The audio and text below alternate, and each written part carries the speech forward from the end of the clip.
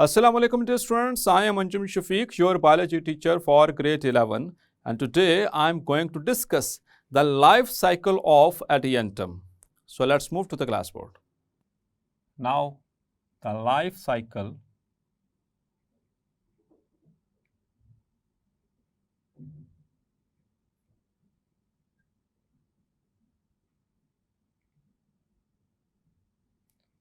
of adiantum.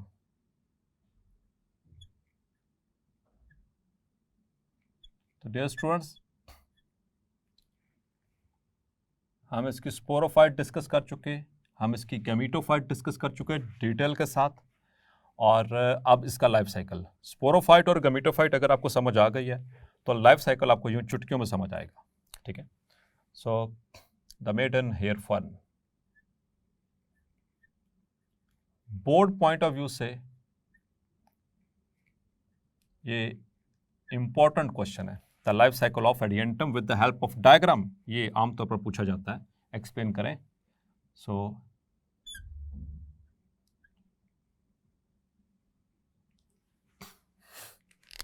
तो start करते हैं हम इसकी स्पोरोफाइट से। ठीक, so here we go.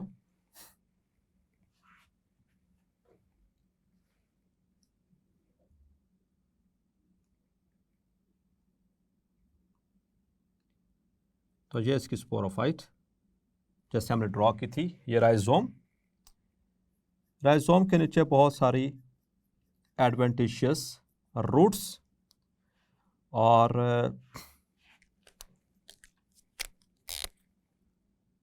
Brown scales, रामेंटा,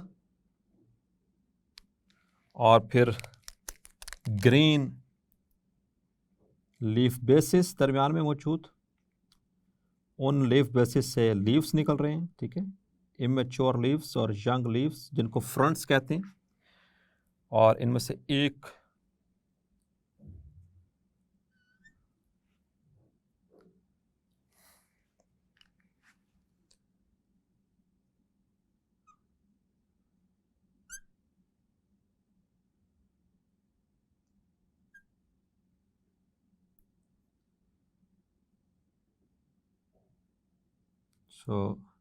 आपको याद होगा the first order leaflets and second order leaflets. ठीक है,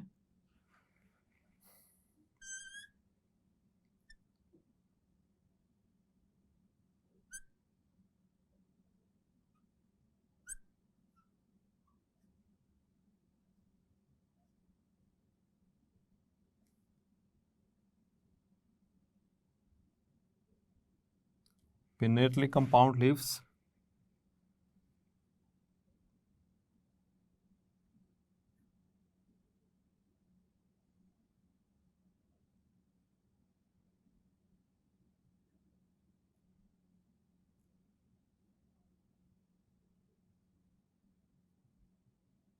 clear? So this is the sporophyte, और इसको मेंशन कर लें थोड़ा सा।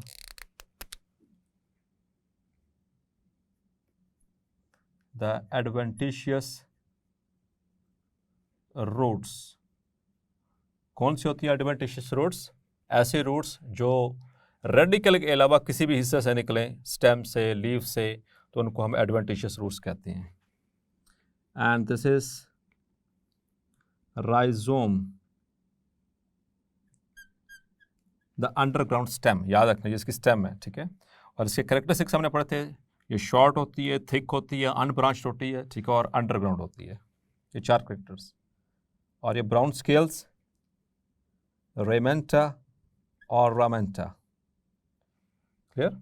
एंड इमेच्योर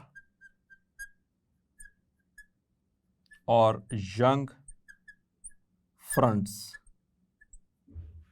और ये रहा मैच्योर, और इसको कहते हैं स्टाइप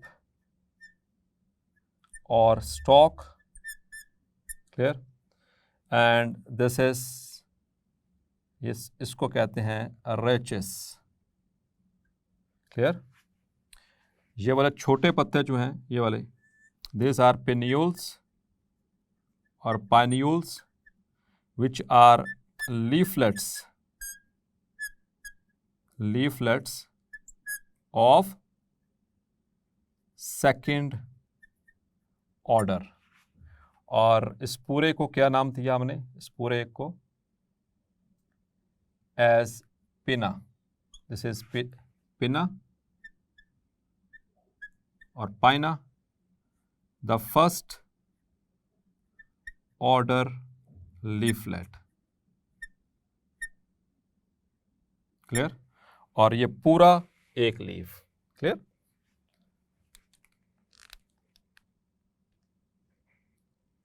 और ये लीफ बेसिस। ठीक है, these are leaf bases which are persistent। ठीक है, ये leaf bases, persistent leaf bases. So this is the sporophyte in detail again for only for you. और यहाँ से अब हम एक थोड़ा सा हिस्सा इसका निकालेंगे, क्योंकि हमने बात की थी इनके पास फोलियर स्पोरेंजिया होते हैं। ठीक है, फोलियर स्पोरेंजिया कौन से? जो ऐसे स्पोरेंजिया जो फ्रंट्स के साथ अटैच होते हैं, ये फ्रंट्स हैं इनके। ठीक है, इनके तो इनमें से एक हिस्सा लेंगे फ्रंट का,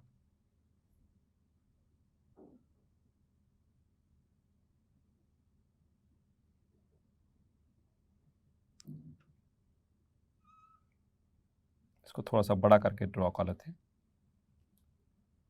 इसको थोड़ा सा बड़ा करके ड्रॉ करते हैं ताकि इसको समझ सकें। और इसके अंदर डायकोटोमस विनेशन बताया था आपको, इन पत्तों के अंदर क्या होती है? डायकोटोमस विनेशन, यानी कि हर वेन 2 ब्रांचेस में डिवाइडेड है। और इसके इन जगहों के ऊपर मौजूद हैं, यहाँ पर ये लोब्स, ये कहलाते हैं lobes. These are called as lobes.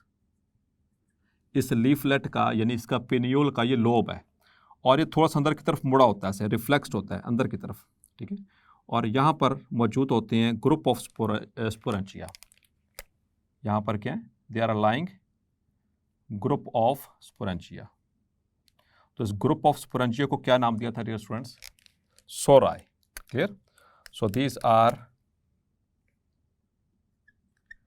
सोराई, यानी ये एक ग्रुप जो है ये कहलाएगा, एक ग्रुप कहलाएगा सोरस, और ये बहुत सारे होते हैं तो इसलिए इसके लिए सोराई। क्लियर? अब इसमें से एक स्पोरेंजियम को हमने निकाल के देखना है, सोरस का एक स्पोरेंजियम,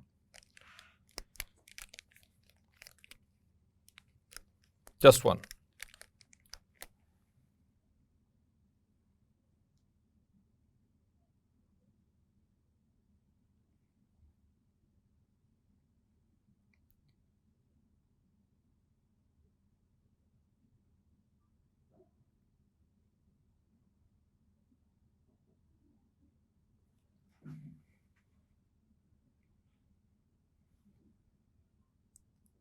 और ज़रा इसको गौर से समझिएगा, क्योंकि ये एक वाहिद ऐसा पोर्शन था स्पोरेंजियम का जो मैंने लास्ट टाइम एक्सप्लेन नहीं किया था, क्योंकि यहाँ पर ड्रॉ करके ही इसको एक्सप्लेन किया जा सकता है अच्छे तरीके से, इसलिए मैंने इसको छोड़ दिया था वहाँ पर, ताकि यहाँ पर आपको विद डायग्राम इसको एक्सप्लेन कर सकूँ।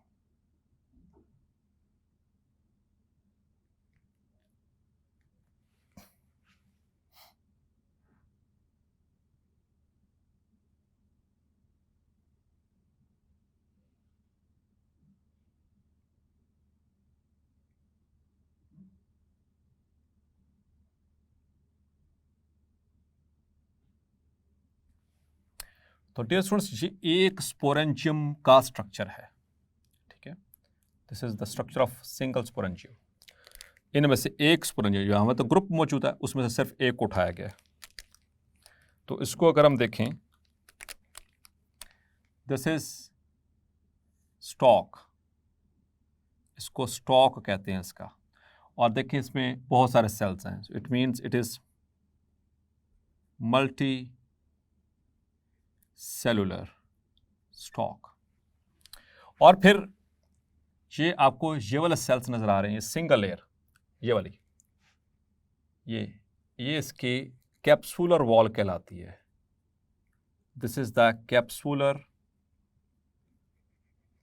Capsular wall.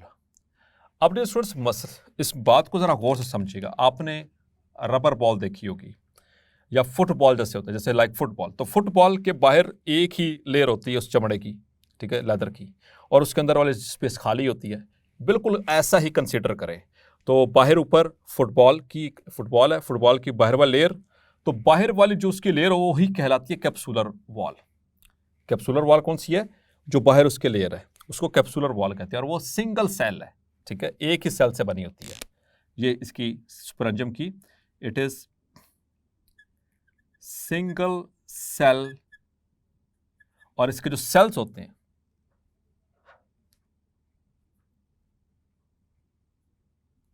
It is single celled, और इस कैप्सुलर वॉल के जो सेल्स होते हैं वो एक तो छोटे और फ्लैट होते हैं, थिन एंड फ्लैट, ठीक है। एंड द सेल्स आर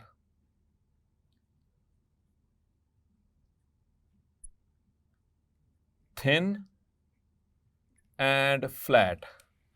तो ऐसे जैसे बॉल से बाहर, ये बाहर देख रहे हैं, ये लेट्स सपोज के बॉल है, ये स्पोरेंजियम है, तो बाहर सिर्फ एक लेयर है, अंदर से खाली। तो अंदर से ये खाली नहीं है, अंदर इसके स्पोर्स मौजूद है। इसके अंदर क्या होते हैं? स्पोर्स होते हैं। बाहर से ये ऊपर कवर है, ठीक है। कैप्सुलर वॉल क्या होगी? इसकी कवर को कहेंगे, और वो एक ही सेल लेयर से बना हुआ है। और यहाँ के जो सेल्स हैं, एक तो बारीक है और दूसरा फ्लैट है, क्योंकि उन्होंने कैप्सूल को बनाना ये। लेकिन इसके जो एजेस हैं, किनारे, ये इसके एज, जस्ट लाइक जैसे कि हम देखते हैं लाइक इन द बॉल्स, जैसे कि वो रग्बी की बॉल देखी होगी आपने, ठीक है। तो बाहर बॉल, तो अंदर उसके दरमियान में एक अलग से उन्होंने वो सिलाई की होती है। या जैसे लाइक हार्ड बॉल, जैसे हार्ड बॉल होती है, तो ये तो बॉल, हार्ड बॉल, ठीक है, उसके ऊपर लेयर, उसके ऊपर फिर एक अलग से ऐसे उन्होंने वो सिलाई की होती है, इसको, जिसको एज कहते हैं, इसको कहते हैं एज, ठीक है। तो इसका ये ऊपर वाला मैंने एज ड्रॉ किया, ये ऊपर वाले सेल्स क्या है? ये एज है। अब ये जो एज है इसका, ये वाला, ये 4 हिस्सों पे मुश्तमिल है, ठीक है। 4 हिस्से बनते हैं इसके, एक हिस्सा, दूसरा हिस्सा, तीसरा हिस्सा और ये चौथा हिस्सा, ठीक है। 4 हिस्से टोटल इसमें डिवाइड किया जाता है। तो जरा गौर से आप बात समझिएगा, क्योंकि ये बुक में वर्डिंग मौजूद है, तो इसमें कंफ्यूज नहीं होना। तो ये एज है ऊपर, जो वैसे ऐसे ड्रॉ किया है, कैप्सुलर एज, इसके अंदर सेल्स मौजूद है इस तरह से।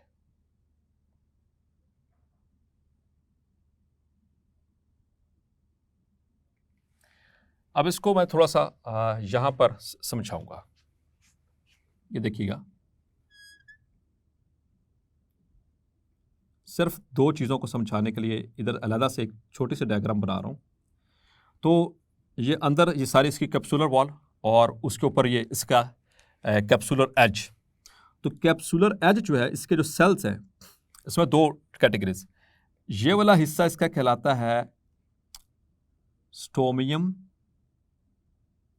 और बाकी का ये हिस्सा कहलाता है एनुलस। ये वाला गोल वाला ये हिस्सा क्या कहलाता है? एनुलस।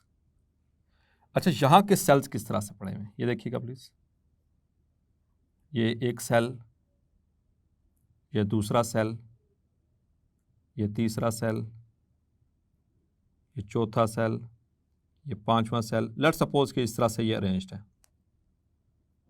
ये मैं सिर्फ 2 वर्ड उसमें इस्तेमाल हुए हैं कैप्सुलर एज में, उनको समझाने के लिए ये ड्रॉ कर रहा हूं। ये इसका मल्टी सेलुलर स्टॉक, ठीक है। तो ये इसका वो एज, कैप्सुलर एज। तो कैप्सुलर एज का ये जो हिस्सा है स्टोमियम, ये है 1/4, ये 1/4 हिस्सा, और बाकी का बाहर वाला ये सारा क्या कहलाता है? This is annulus, this is annulus. ये है 3/4, ठीक है, 3 हिस्से ये, 1 हिस्सा वो। अब इसके जो सेल्स हैं उनकी रेडियल वॉल्स और इनर वॉल्स थिक होती हैं। ये वर्ड इस्तेमाल हुआ है कि कैप्सुलर एज में जो एनुलस है, द एनुलस की जो रेडियल और इनर वॉल्स ये थिक होती हैं। देखिएगा कहां से, ये रेडियल है, ये रेडियल वॉल, ये रेडियल वॉल, रेडियल वॉल, ये सारी जो मैं ड्रॉ करूं, इसकी सारी रेडियल वॉल्स ये थिकन्ड होती हैं। और दूसरा कौन सी थिक है? Inner walls. ये नीचे वाली, ये वाली इनर वॉल्स। तो ये कॉन्सेप्ट क्लियर हुआ। ये इन सेल्स की इनर वॉल्स अंदर वाली साइड पे, और ये दो सेल्स के दरमियान वाली हैं ये रेडियल वॉल्स हैं। इसको मैं मेंशन कर दूं ताकि आपको याद रह जाए। ये रही इसकी रेडियल वॉल और ये वाली इसकी इनर वॉल। तो ये दोनों क्या थिक हैं? किसकी थिक हैं? एनुलस की। जबकि स्टोमियम इसकी थिन है, ये थिन वॉल्ड है, इसकी वॉल्स थिन है, बारीक है। तो अब इसको मैं यहां पर ड्रॉ करने लगा। तो ये रही रेडियल वॉल्स थिक। पहले तो रेडियल वॉल्स को मैं थिक बना रहा हूं, ये रेडियल वॉल्स सेल्स की। और अब इनर वॉल्स, ये अंदर वाली साइड से भी ये थिक है, ये इनर वॉल इसकी, ये थिक होगी। क्लियर? अब बात आपको समझ आ गई। ये आउटर वॉल थिक नहीं है, outer wall as it is है, ये इनर और रेडियल वॉल थिक एंड है। क्लियर? और ये वाला हिस्सा इसका,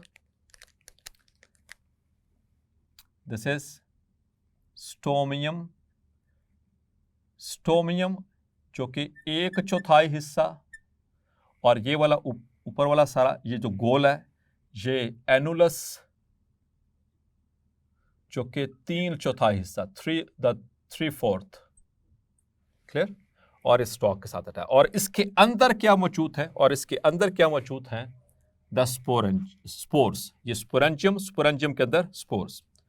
तो स्पोर्स जब ये रप्चर करेगा, अब होगा क्या? रप्चरिंग किस तरह से? जब ड्राई सीजन आता है तो अल्लाह ताला ने इसकी इनर वॉल इसलिए थिक बनाई और इसको थिन इसलिए। स्टोमा कैसे कहते हैं? स्टोमा का मतलब ओपनिंग है, मुंह। तो इसको ये मुंह की तरह है, इसलिए इसको स्टोमियम कहा गया।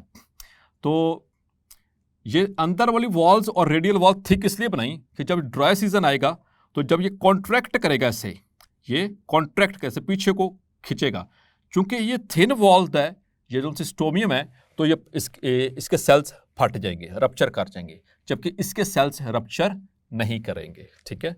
और ये क्या रिलीज करेंगे? स्पोर्स। इनके अंदर मौजूद होंगे spores.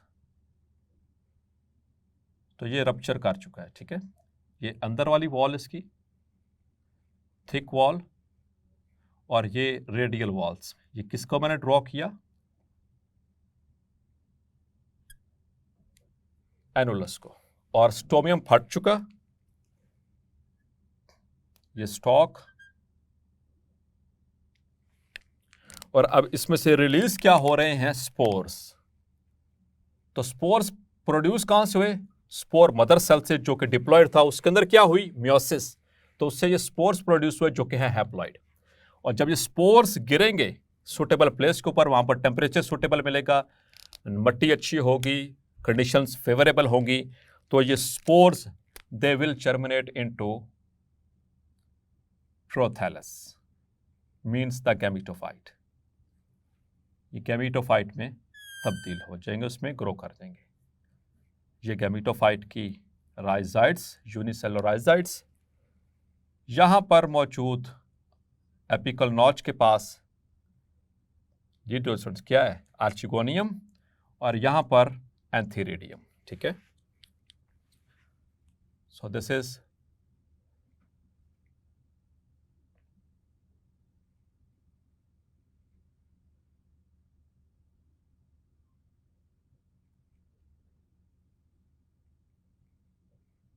The structure of archegonium, जो मैं पहले भी ड्रॉ करके समझा चुका हूं गैमेटोफाइट के अंदर।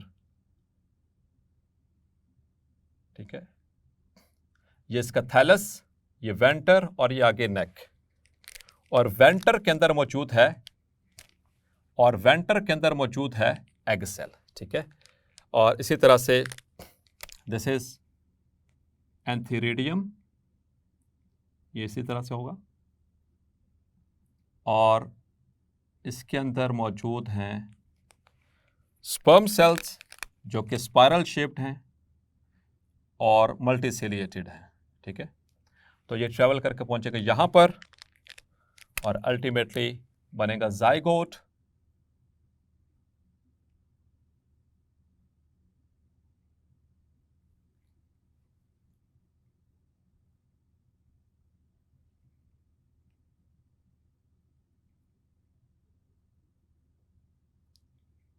और जाइगोट के बाद एम्ब्रियो, तो ये जाइगोट बन चुका, और फिर उसके बाद ultimately embryo.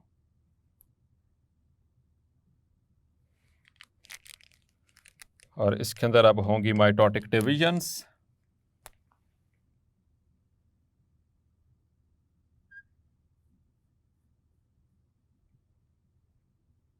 So this is embryo.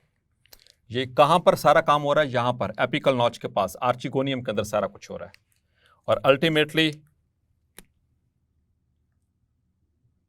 तो इस तरह से ये प्रोथैलस फ्लैट पड़ी हुई है, हार्ट शेप्ड, ये नीचे राइजाइड्स। तो चूंकि यहां पर थी आर्चिगोनियम, तो यहीं से फिर अब जर्मिनेट करेगा द फ्रॉन्ट, द स्पोरोफाइट, और ये इसके यंग लीव्स, और अल्टीमेटली दिस वन। तो आइए इसको मुकम्मल करते हैं। तो यहां से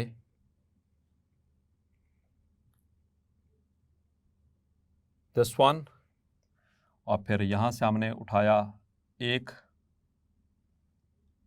स्पोरेंजियम, ठीक है, दिस इज स्पोरेंजियम, याद रखिएगा, ये उसका सारा स्ट्रक्चर। फिर यहां पर ये रप्चर्ड स्पोरेंजियम, यहां पर ये रप्चर हो चुका है during dry weather and when it is become matures. और ये क्या है? These are spores. तो ये स्पोर्स जब गिरेंगे on suitable soil and suitable temperature, तो ये क्या बनेगी? इससे गैमेटोफाइट। This is prothallus. और इसके यहां पर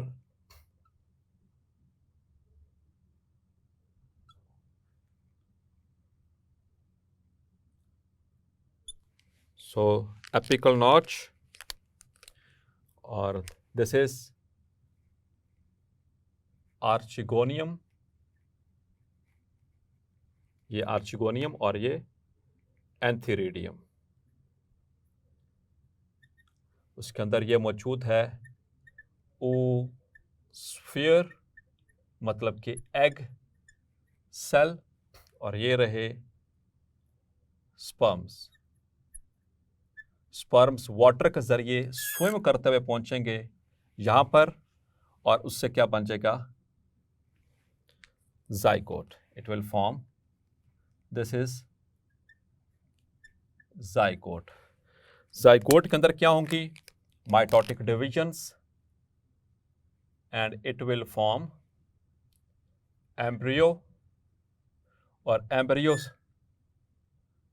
जब मजीद डेवलप होगा तो उससे बनेंगी, दिस इज एपिकल नॉच, और ये रही यंग स्पोरोफाइट।